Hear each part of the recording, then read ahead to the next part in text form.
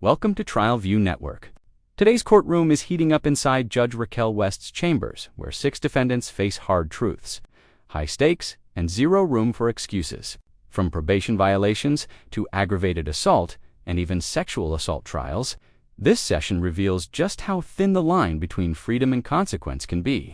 Watch closely because one judge's decision could change everything. Let's dive into the drama, the law, and the lessons inside Trial View Network. Good morning. Are you Leonard Guillory? And Mr. Guillory, in cause number 22-40982, on probation for unlawful possession of a firearm by a felon, that probation started last June of 2024. It was a 7-year deferred probation. Motion to revoke that unadjudicated probation has been filed. It looks like the primary 2 allegations are, one, that you have allegedly committed the offense of aggravated assault with a deadly weapon, June 19th of 2025, and also evading arrest or detention with a vehicle on that same date. The evading, has it not been filed or indicted? Okay. Was it with a vehicle?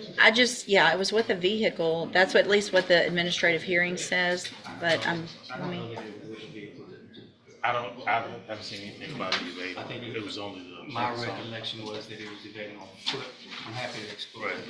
that's okay. Let me look at this as well. And so I'm going to take judicial notice of the court's file in each case. The new alleged offense of aggravated assault has been indicted in cause number 25 DCCR 0902. There's a $200,000 bond set in that case, and there's no bond in the motion to adjudicate. Mr. Lewis has filed motions in each of those cases asking, one, that I set a bond in the motion and that I reduce that bond. In the new allegation, I'm printing out real quick the PC. I'm going to take judicial notice of that. Give me just a second to review it as well. Mr. Coleman has filed a response reply to those motions to reduce, and I have reviewed that as well. Give me just a second.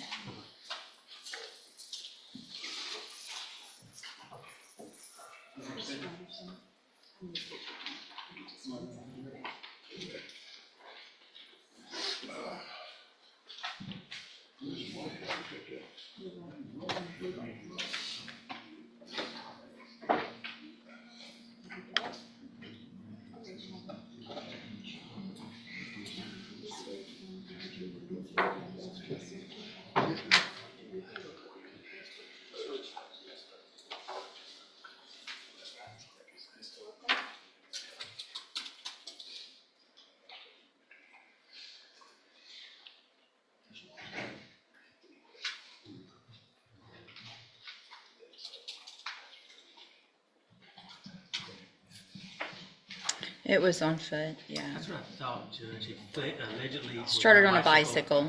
Yeah, I don't know where they get the vehicle from. Yeah, they wrote it wrong on the PC even. That's where it came from. All right, Mr. Lewis, do you wish to call your client? Oh, ma'am. Judge, this is arguments. Okay, go ahead.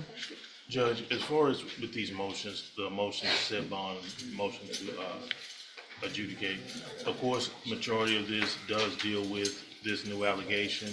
As far as the other conditions of probation Mr. Guillory had, it seems that he was doing well with that. He technically was not working at the time of the offense. He had basically a reduced workload. It was a layoff, but they have been called back to come back to work. He's trying to be able to bond out so he can get back to work, possibly even hire his own attorney, or at least be able to take care of his bills and things like that while we go through this process of taking care of this case. So he definitely would like that opportunity, at least by having a bond set on with the MTRP. As far as the new case with the ag assault, understandably, it will be considered a serious offense.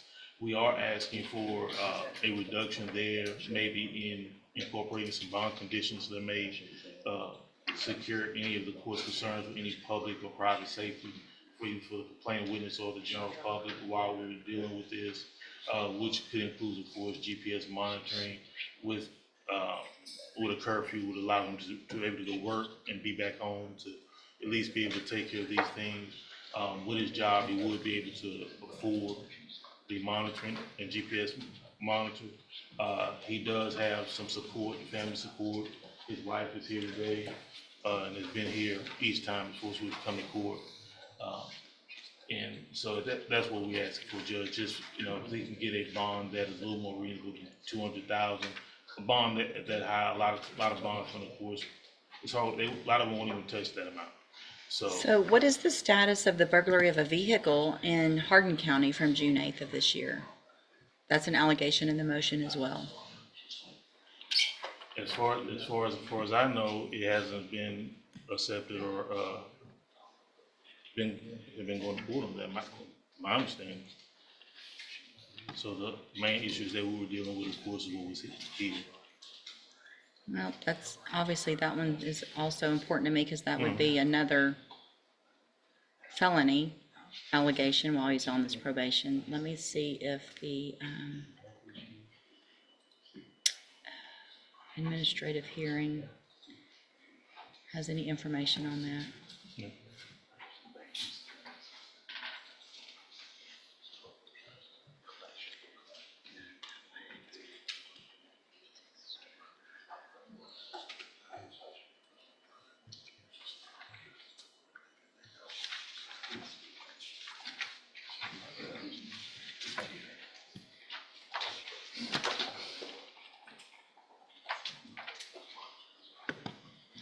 So when the administrative hearings are scanned in, I've noticed that some of them, it'll say see attached narrative or PC or something, and those are not always scanned in. Are you looking at the court copy?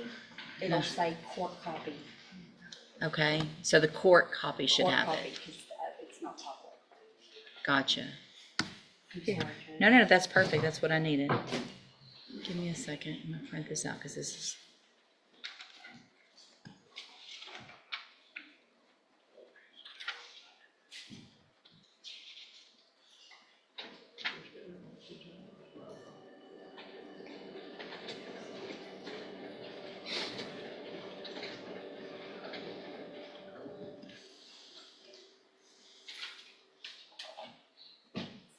Mine. Oh, I'm sorry.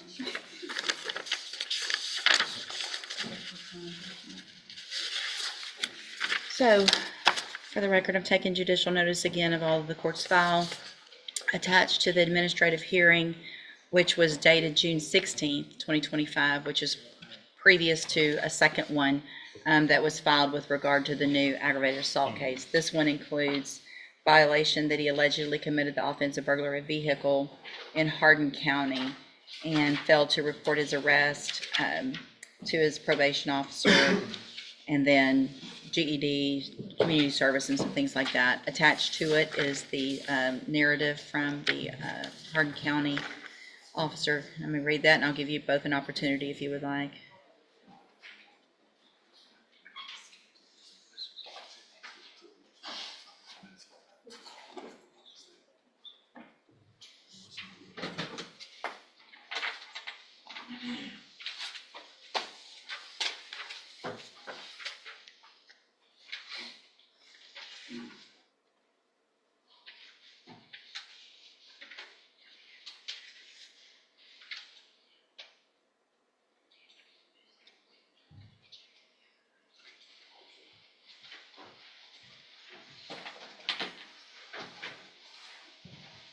So this is allegedly a neighbor where the allegation is that Mr. Guillory got in their car, tried to start it and leave, that they confronted him, that he got out, walking up and down the driveway between the trailers, quote, freaking out, striking the trailers in his own vehicle. The officer also noticed kind of some erratic behavior, felt like he was under the influence of some type of intoxicant, which he denied, but it sounds like there was something going on. And Judge, if I may speaking with him, he said this was an episode where he was under some type of psychosis, dealing with mental health, and checked himself in for treatment shortly after. All right, so obviously I need that information, because I don't feel like if that's going on, that it would be in the best interest of our community to have a bond at this time. If there's something going on, then potentially we need to have some type of evaluation done ourselves to find out what that is and get that information to me. When Judge West denies bond here, she's making a crucial legal move, and it's not just about punishment. Under Texas law, bond can be refused if a defendant poses a risk to public safety or is likely to reoffend. Guillory's alleged new charges, aggravated assault and burglary, while already on probation, make his case incredibly serious. Notice how she methodically lists every violation before announcing her decision. This isn't emotion, it's legal precision, and it raises a tough question for you watching. Should someone accused of violence while already on probation ever get another chance at release? Let us know in the comments. Your take might surprise others.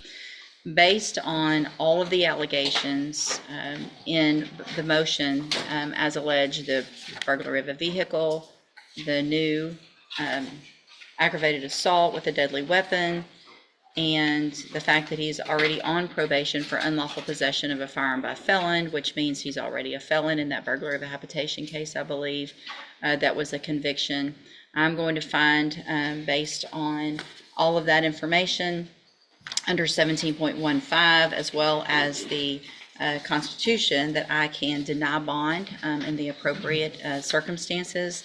And at this time, in cause number 22-40982, I am going to deny setting a bond in that case. And I'm going to deny the request to reduce the bond in cause number 25 DCCR 0902. And if you will get any information gathered together with regard to any mental issues, obviously that could go into play once we get to whatever point we do on what I'm going to do with the probation and the new case, and potentially for Mr. Coleman as well.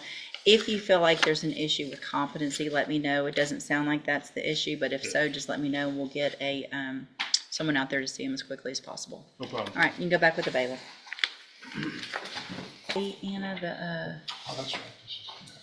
the public safety report, like all this other stuff is attached from the jail, but not a public safety report.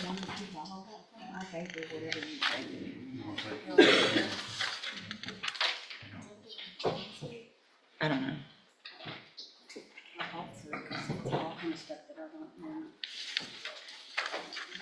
I know I got one on one. I don't know if it's still in my,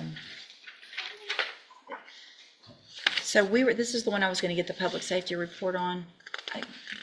Just have a seat. I think I have. Yes, it might be in my box. Okay. Still, maybe.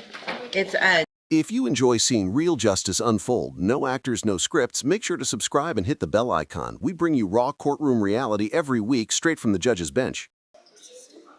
it's a different person. Yeah, if you can see about, and maybe even call out there and see if they can get it for us real quick. Is Christy here? See if she can work on that maybe real quick. To help us get that printed out and find it for us. That might be the best person for that. All right, you're Eric Gibson Sr. And Mr. Gibson, in cause number 25 DCCR 1102, you're charged with a second-degree felony offense of sexual assault from March 7th of 2018.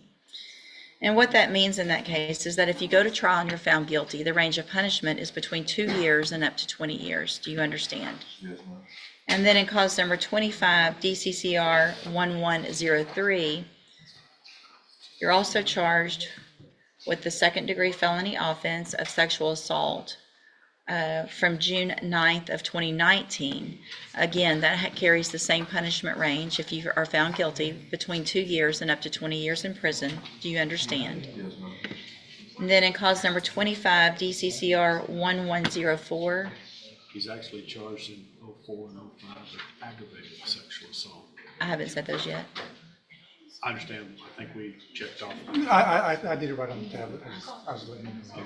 So in cause 25 DCCR 1104, You're charged with a first-degree felony offense of aggravated sexual assault from March 23rd of 2020.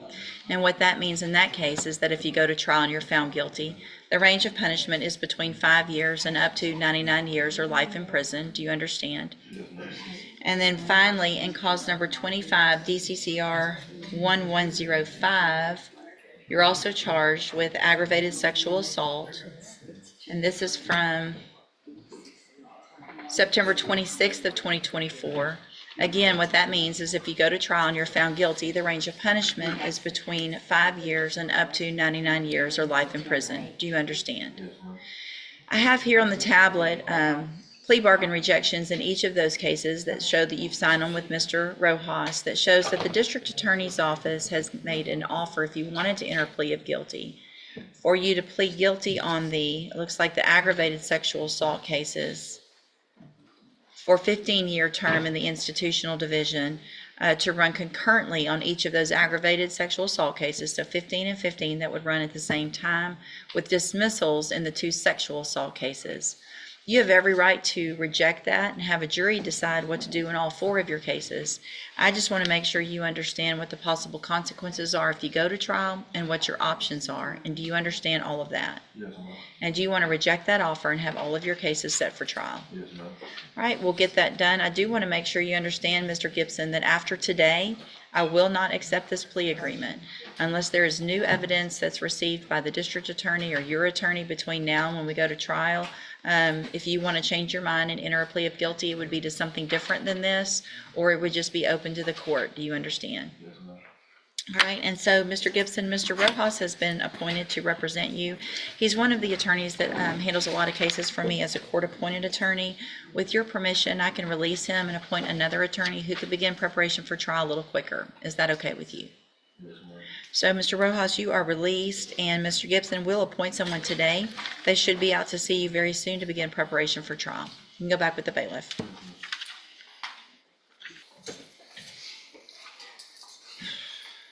Good morning. Are you Kaylin? Welcome. And Mr. Parker, will your client waive the formal reading of the indictment? Your Honor. Mr. Welcome, in cause number 25, DCCR 1156, you're charged with a second-degree felony offense of aggravated assault with a deadly weapon from July 9th of 2025. And how do you plead to that charge? Are you pleading guilty freely and voluntarily? And are you pleading guilty because you actually did what they charged you with? I have here on the computer some documents that have your signature on them that the state has marked as exhibit number 1. Before you signed these, did you go over them with Mr. Parker? Do you fully understand them? And do you understand, if I follow the agreement that you've reached with the district attorney, that you'll be waiving or giving up any right to appeal? Also, do you understand, if you're not a U.S. citizen, that a plea of guilty or no contest may result in your deportation, exclusion from admission to the country, or denial of naturalization under federal law? State tenders number 1. No objection. It's admitted. Is there any evidence that Mr. Welcome is not competent? No, Your Honor.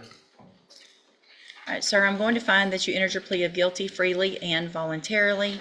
Find that you're mentally competent and understand the nature and the consequences of your plea. Find sufficient evidence to find you guilty, and at this time find you guilty of aggravated assault with a deadly weapon. Sentence you in accordance with that agreement to a term of 7 years in the institutional division of the Texas Department of Corrections. There is a finding of a deadly weapon in that case. You will receive credit on that sentence for any time that you've been in custody that the law gives you the right to receive. I'm going to hand you the trial court certification that shows this was an agreement that I followed, so you waived your right to appeal. I'm also handing you a written admonishment regarding your ineligibility to possess a firearm or ammunition. Because of the judgment entered against you, you're ineligible under Texas law to possess a firearm or ammunition. Possession of a firearm or ammunition could lead to charges against you. Firearm is a legal term, and you should read the written admonishment I provide you to see what devices qualify as a firearm. If you have questions about the laws that make you ineligible to possess a firearm or ammunition, or about how long that lasts, you can talk with Mr. Parker, okay?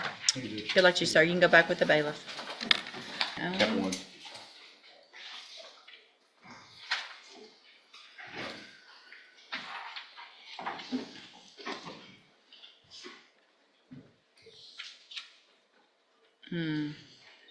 I'm going to need some.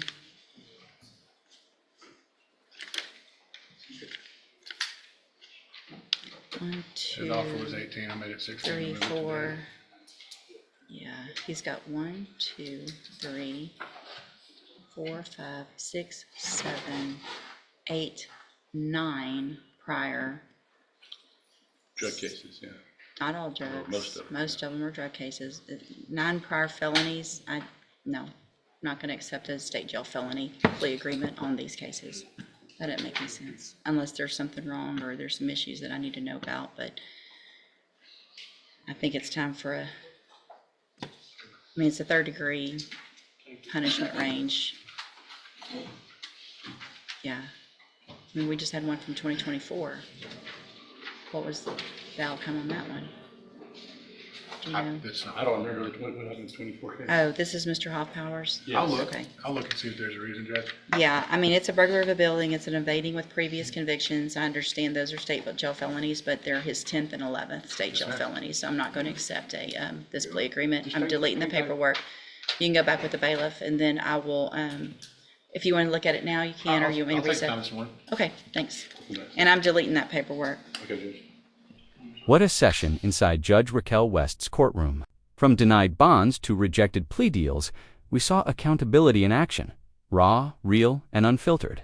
Each case today reminded us that justice isn't just about punishment. It's about structure, truth, and consequences. Whether it's a defendant seeking another chance or a judge drawing the line, the courtroom is where real lives change. If you found this case as shocking and eye-opening as we did, make sure to hit that like button, share your thoughts in the comments.